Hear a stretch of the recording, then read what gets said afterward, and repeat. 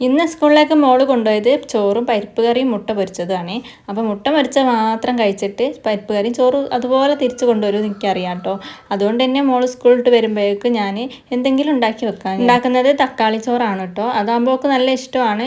ഉച്ചക്ക് ചോറ് കഴിക്കാത്തതുകൊണ്ട് നല്ല വിശന്നിട്ടായിരിക്കും വരികയും ചെയ്യുക.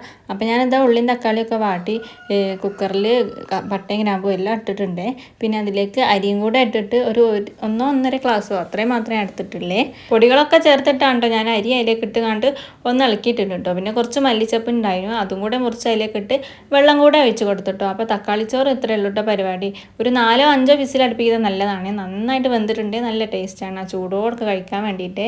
ചോറ് ഞാൻ ഒരു വരുമ്പോഴേക്കും ഉണ്ടാക്കി വെച്ചിട്ടുണ്ടായിന്. കുക്കർ തുറക്കാണ്ട് ഇങ്ങനെ മൂടി വെച്ച് അങ്ങനെ തന്നെ വെച്ചതാണ് കേട്ടോ. പിന്നെ വന്നപ്പോൾ ഒക്കെ ലൈമും വേണമെന്ന് പറഞ്ഞ് ഇന്ന് അത്യാവശ്യം കുറച്ച് വെയിലൊക്കെ ഉള്ളതുകൊണ്ട് നല്ല ദാഹിക്കുന്നുണ്ടാവും.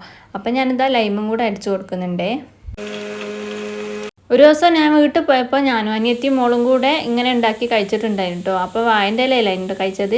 അപ്പോൾ ഇന്ന് ആ ചോറുണ്ടാക്കിയെന്ന് പറഞ്ഞപ്പോൾ ഓക്ക് വാഴൻ്റെ ഇല തന്നെ വേണം. നമുക്കുള്ള പോലെ തന്നെ മക്കൾക്കുണ്ടാവില്ല ഓരോ പൂതികളൊക്കെ. അപ്പം ഞാൻ അതിനനുസരിച്ച് ഒരു വാഴൻ്റെ ഇലയും കൂടെ വെട്ടിങ്ങാണ്ട് അതിലേക്ക് ചോറിട്ട്. സാധാരണ കുളിക്കാൻ വേണ്ടിയിട്ട് നല്ല മടിയാണ്. പക്ഷെ ഇന്ന് വേഗം കുളിച്ചൊക്കെ വന്ന് ആ മുഴുവൻ ചോറും കഴിച്ചിട്ടുണ്ടായിരുന്നു കേട്ടോ. അപ്പോൾ ഇന്നത്തെ വീഡിയോ എത്രയുള്ളേ. ബായ്.